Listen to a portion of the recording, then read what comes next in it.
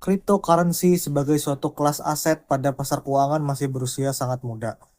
Usai dari market cryptocurrency sendiri masih belasan tahun. Hal tersebut sangat berbanding terbalik dengan saham yang sudah ada sejak ratusan tahun yang lalu. Saat ini, nilai kapitalisasi pasar dari seluruh ekosistem cryptocurrency hanya ada pada angka kurang lebih 1 triliunan dolar. Angka tersebut sangat jauh apabila dibandingkan dengan pasar saham di Amerika, yang dimana nilai kapitalisasi pasar dari saham Apple sendiri adalah 3 triliun dolar, dan Nvidia adalah 1 triliun dolar. Bayangkan saja, nilai dari satu saham jauh lebih tinggi daripada seluruh ekosistem cryptocurrency. Apalagi jika kita bandingkan dengan keseluruhan nilai saham di Amerika yang sudah mencapai lebih dari 46 dolar triliun. Masih sangat jauh. Dengan berpegang pada analogi bahwa perkembangan cryptocurrency tetap sesuai dengan siklus yang ada, maka 10-20% dari total nilai kapitalisasi saham bukanlah sesuatu yang tidak mungkin. Memang saat ini adopsi dari cryptocurrency masih terkendala regulasi di beberapa negara. Kesempatan hanya lahir ketika ada tantangan di dalamnya. Dan mereka yang bisa memanfaatkannya adalah mereka yang menjadi pemenangnya. Keinginan untuk memegang kendali merupakan kebutuhan alami manusia. Manusia ingin kendali atas segala hal, lingkungan, sosial, keluarga, juga harta yang mereka miliki. Namun sayangnya saat ini manusia tidak lagi memiliki kendali akan hal tersebut, terutama terhadap kekayaan yang mereka miliki.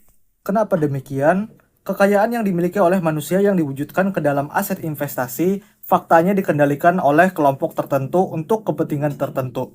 Berbagai aset yang selama ini dianggap sebagai aset yang memberikan kesejahteraan, nyatanya tidak lagi memberikan kesejahteraan. Contohnya adalah yang pertama ada properti. Harga properti melambung tinggi hingga melewati batas wajarnya, menjadikan impian memiliki properti bagi para milenial dan Gen Z hampir tidak mungkin dicapai. Bahkan untuk memperoleh properti di era ini bagi para generasi muda membutuhkan leverage yang sangat besar dengan merisikokan segala hal yang berpotensi menyebabkan drawdown yang cukup besar pada ekonomi global, seperti housing bubble di Amerika tahun 2008. Yang kedua ada emas. Harga emas mengalami stagnasi selama bertahun-tahun. Kendala utama pada emas adalah tidak diketahui secara pasti berapa banyak jumlah emas yang ada, karena setiap saat dapat ditemukan tambang emas yang baru, sehingga tidak ada fixed supply dari emas. Di sisi lain, banyak negara yang tidak transparan dengan devisa emas mereka. Yang ketiga ada saham. Harga saham masih relatif memiliki potensi keuntungan, namun saham merupakan suatu aset yang sangat tersentral. Bahkan berbagai riset independen mengemukakan bahwa mayoritas saham beredar dikuasai oleh beberapa perusahaan saja. Yang mana jika ditelusuri lagi, sumbernya ternyata dimiliki oleh satu perusahaan yang sama, atau monopoli. Dengan berbagai aset yang telah dikemukakan tadi, yang memiliki beberapa kelemahan terutama dari segi sentralisasi. Cryptocurrency hadir sebagai suatu sistem yang memberikan jawaban dengan desentralisasi yang dimiliki.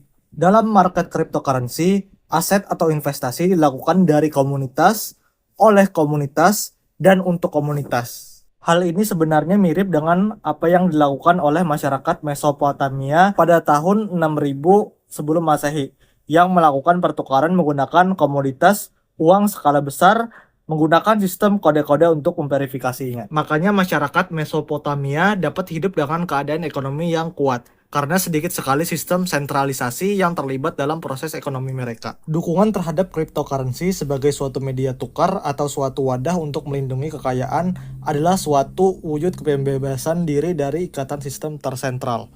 Mulai berinvestasi pada cryptocurrency juga merupakan suatu bentuk untuk keluar dari lubang hedonic treadmill yang terus mendorong manusia untuk berlari dalam perlombaan tikus. Membeli barang yang tidak mereka butuhkan untuk menyenangkan orang yang tidak mereka sukai, bagaikan menelan pil merah seperti pada The Matrix. Pada awalnya, kebenaran akan terasa pahit dan sulit diterima. Tapi harga kebebasan jauh lebih mahal dibandingkan ketidaktahuan semu yang terus membutakan hati dan pikiran.